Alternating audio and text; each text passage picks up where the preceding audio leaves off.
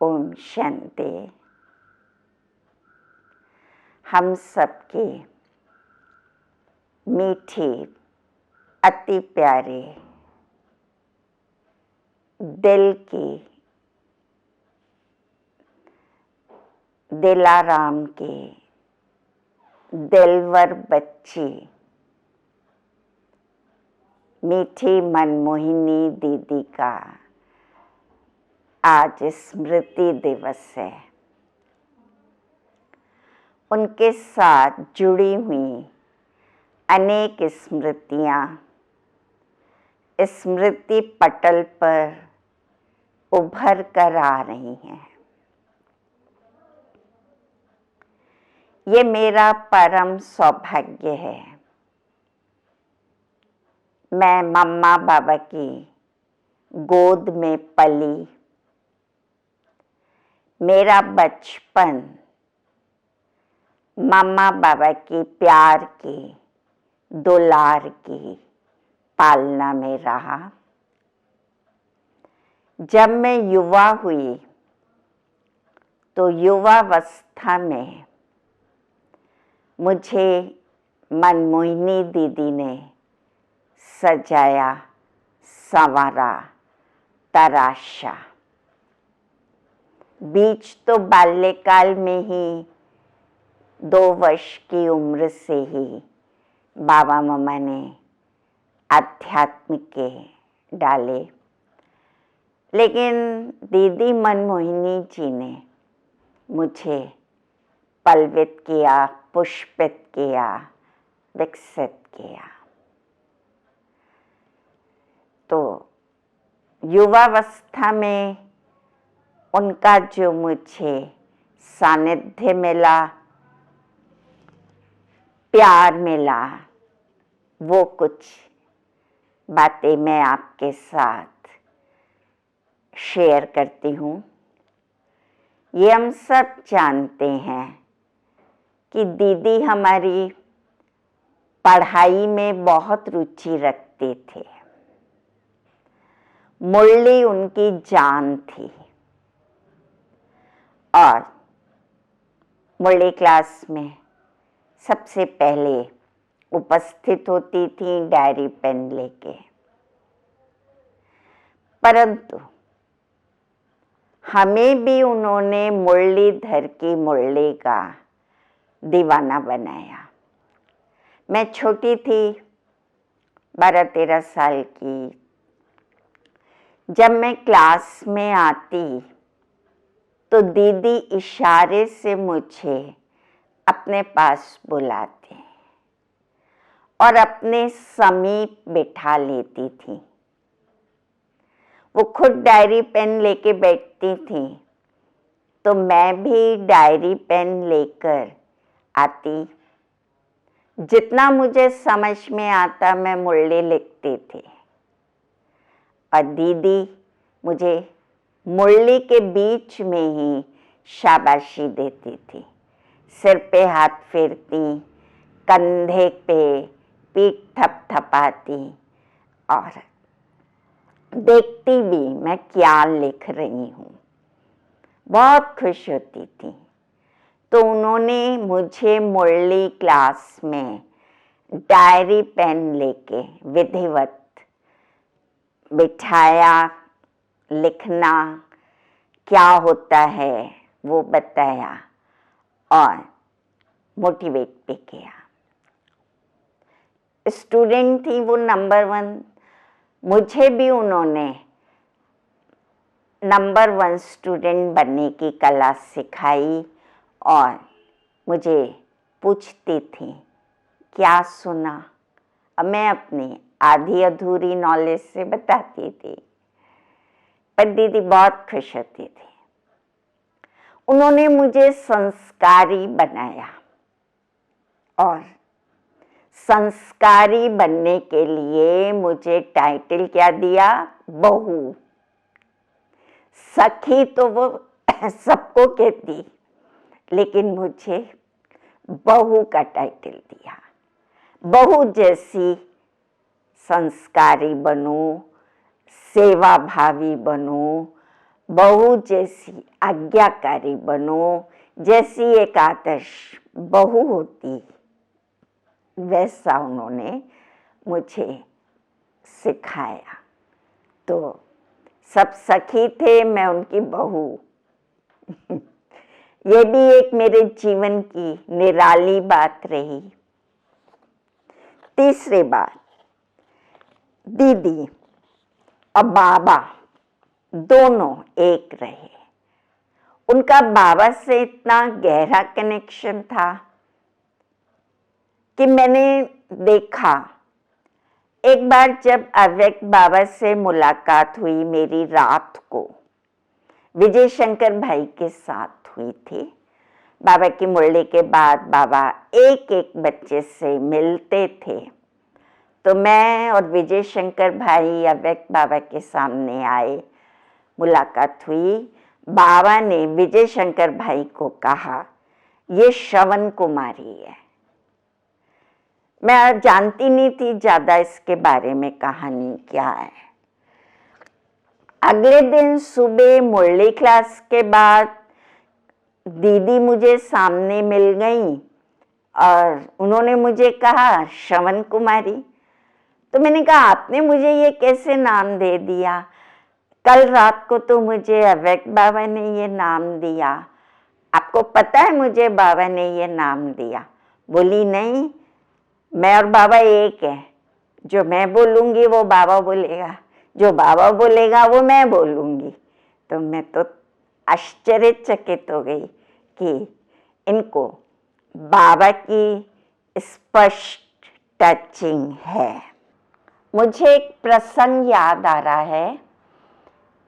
कुमारियों की भट्टी ट्रेनिंग आरंभ हुई थी बाबा के अव्यक्त होने के बाद। तो पढ़ने वाली कुमारियों की भट्टी ट्रेनिंग थी। जयपुर से 3-4 कुमारियां जा रही थी उसमें। तो मेरे दिल में भी उमंग आया, मैं जाऊं। यद्यपि मैं 10th क्लास में थी और बड़ी कुमारियों को बुलाया गया था जो कॉलेज में पढ़ रही थी। तो मैंने इच्छा जाहिर की निर्मला दीदी के आगे मैं भी जाऊं। उन्होंने मनमोहिनी दीदी को पत्र लिखकर पूछा कि पूनम आना चाहती है, भेजे इसे। दीदी के पत्र का जवाब आने में देर हो गई और जाने का दिन आ गया। तो दीदी ने सोचा, चलो कोई बात नहीं, घूम फिर आना, भट्टी में नहीं लेंगे तो कोई बात नहीं, चले जाओ। पहले ऐसे जाने में कोई रोक टोक नहीं थी, कोई कभी भी आ सकता था। तो मैं उन बहनों के साथ मधुबन पहुंच गई।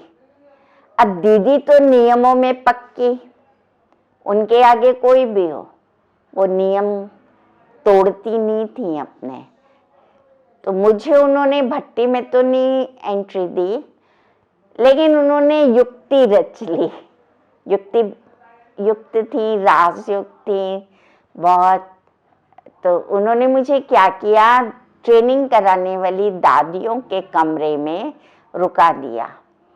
मनोहर दादी, चंदमणि दादी और उस कमरे में मुन्नी दीदी भी थी। कुमारियों के साथ उन्होंने मुझे नहीं रखा, लेकिन मैं इस राज को नहीं जानती थी। मैं तो खुश हो गई कि मुझे दादियों के कमरे में रखा है, और दादियाँ भी मुझे बहुत प्यार करती थी कमरे में, उनका भी मुझे बहुत दुलार मिलता था। फिर शाम को जब भट्टी आरंभ हुई, अव्यक्त बाप दादा आते थे उद्घाटन के लिए। अव्यक्त बाप दादा आए तो दीदी ने मुझे अपने पास बिठा लिया। दीदी ने कुमारियों के साथ नहीं बिठाया जो भट्टी कर रही थी, वो भोग के टेबल के साइड में बैठती थी। तो मुझे उन्होंने इशारे से बुलाया और अपने बगल में बिठाया। मेरी तो और खुशी बढ़ गई कि मुझे तो दीदी ने अपने पास बिठा लिया है। फिर बाप दादा आए। बाप दादा की नजर दृष्टि पहले मनमोहिनी दीदी पे आती थी, पहले उनको दृष्टि देते थे, फिर सबको। तो मैं बगल में थी तो मुझे भी दृष्टि मिल गई बाप दादा की बड़ी दीदी के साथ। पहला नंबर मैंने ले लिया। अब बाप दादा की जो मुरली चली वो बाप दादा ने काफ़ी कुछ मेरे से प्रश्न पूछकर मुरली चलाई है। ये 28 मई 1970 की मेरी अव्यक्त बाप दादा के साथ प्रथम मुलाकात और प्रथम मुरली मनमोहिनी दीदी के साथ स्टूडेंट बन के मैंने सुनी है। तो ये मेरा बड़ा सुंदर अनुभव रहा कि दीदी कितनी अनुशासन में रहती हैं, नियमों में रहती हैं, चाहे कोई भी हो। निर्मला दीदी की चाहे लौकिक बच्ची हो, लेकिन उन्होंने भेदभाव नहीं किया और उन्होंने युक्ति से मुझे बिठाया। और बाप दादा ने मुझे एंट्री दे दी, दीदी ने तो नहीं दी। बाप दादा ने आते ही मुझे एंट्री दे दी भट्टी में। और बाबा ने कहा, बाबा तुमको भट्टी में तिलक लगाता है। सबको तिलक लगाया जाता था, भट्टी की कुमारियों को, सब भट्टी की कुमारियों को बाबा ने तिलक दिया। और मुझे जो है गोल्डन तिलक के साथ साथ काला तिलक भी लगा दिया। काला तिलक का अर्थ है कि बच्ची पे नजर नहीं लगे किसी की। कोमल पत्ते होते हैं, कोमल पत्तों को चिड़ियाएं जल्दी खा जाती हैं। तो बाबा ने ऐसे मुझे 2 तिलक लगा के भट्टी में प्रवेश दिया और मुझे ये सुअवसर भी प्राप्त हो गया। ये दीदी की युक्ति युक्त चलने की बहुत अच्छी विशेषता थी। वो राजयुक्त, युक्ति युक्त, रमसबाज थी। क्या राजू रमजू समझती थी और करती थी। साथ साथ दीदी योग्यताओं को परख के निखारती थी। ब्रह्मा बाबा के समय मामा बाबा के आगे तो हम कविताएं, गीत, नृत्य करते थे। बड़ी दीदी ने मुझे क्लासेस दी, बड़े हो गए थे तो उन्होंने मुझे क्लासेस दी। शाम की क्लास में मुझे भेजती थी, जाओ तुम सुनाओ। तो मुझे बहुत संकोच होता था, आता भी नहीं था इतना, लेकिन बाबा से एक वायदा किया हुआ था, ना नहीं बोलना है, तो चली जाती थी उस वायदे को निभा के। और क्लास में मैं कुछ कुछ सुना देती थी जो मुझे जितना याद रहता था। तो दीदी ने मेरी वाक शक्ति को बढ़ाया, मेरे अंदर वो कला विकसित की क्लास कराने की। और मधुबन में ही मुझे अवसर देती कि तुम्हें सुनाना है। फिर दीदी जब टूर पे गई एक बार तो मेरा मनोरंजन का भी ध्यान रखा। मुझे अपने साथ बॉम्बे, पूना टूर पे ले गई। अब मैं उनके साथ ट्रेन में गई, उनके साथ मैंने बहुत कुछ देखा, समझा, पाया। टूर में मैं जब गई तो पूना में वो क्लास कराने सुबह आती तो पहले मुझे भेज देती, जाओ मैं तैयार होके आती हूँ, तुम जाके कुछ सुनाओ। वहाँ एक प्रोग्राम था शायद शिवरात्रि का कुछ, तो मुझे भाषण करने को ही बोल दिया कि तुम्हें भाषण करना है। अब करना है तो करना है, ना तो बोलनी नहीं है। इस तरह दीदी ने मुझे आगे बढ़ाया, मेरे को कई अवसर दिए। उनके द्वारा मुझे बहुत कुछ योग्यताओं को बढ़ाने के अवसर मिले। दीदी बाबा की इतनी सच्ची गोपी थी, बाबा से उनका अटूट प्यार था। तो एक बार जयपुर में निर्मला दीदी ने मुझे एक चांदी का छोटा फोटो फ्रेम दिया और उसमें बाबा मामा की युगल फोटो लगाई और भेज दिया मधुबन फोटो फ्रेम। और दीदी को कहा ये पूनम ने भेजा है। तो वो फोटो फ्रेम देख के बड़े दीदी इतने खुश हुए, इतने खुश हुए कहते तूने तो दिल को राहत देने वाली सौगात भेजी है मुझे, जो किसी ने नहीं दी है ऐसी। और फिर उन्होंने मुझे उसके बदले में लकड़ी की कारीगरी का एक डब्बा भेजा। तो ये दीदी की बहुत अच्छी कला थी कि अपनी कला से वो बाबा की प्रिय बनाती।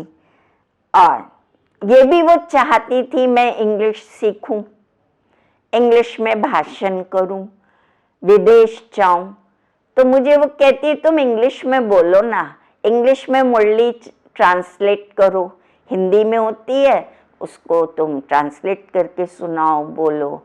लेकिन मेरा विदेश जाने का इतना मन नहीं था। तो दीदी ने कहा अच्छा कोई बात नहीं, निर्मला को ज़रूरत है हैंड की, तो तुम जयपुर में ही निर्मला के पास रह के सेवा करो और बाबा को प्रत्यक्ष करो। फिर मुझे अवैध बाबा ने कहा चलो कोई बात नहीं, बाद में जब तुमको दीदी दादी बोले ना तब नानी बोलना। मैंने कहा ठीक है। तो इस प्रकार मैं आगे बढ़ती रही, दीदी मुझे बढ़ाती रही। और निर्मला दीदी और मैं एक बार मनमोहिनी दीदी के सामने थे, तो कोई बात पे निर्मला दीदी ने मुझे शिक्षा दे दी, कह दिया ऐसे क्या कर रही है, याद नहीं है मुझे।